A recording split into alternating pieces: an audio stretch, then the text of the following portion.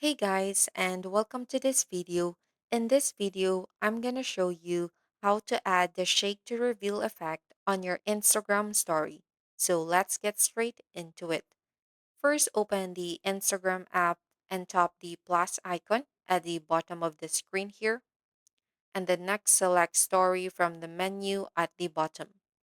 So now you can either take a new photo, create a background using the create option on the left, or select an image from your camera roll.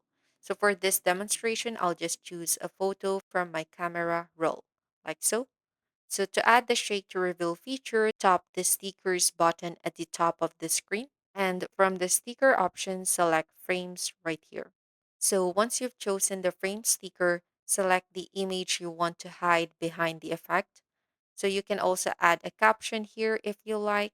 So when you're done, just tap done here.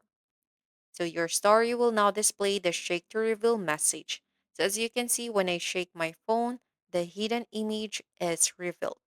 So that's how you can use the shake to reveal effect on your Instagram story. I really hope you found this video useful. If you could give us a like and subscribe, we'd really appreciate it. Catch you guys in the next one.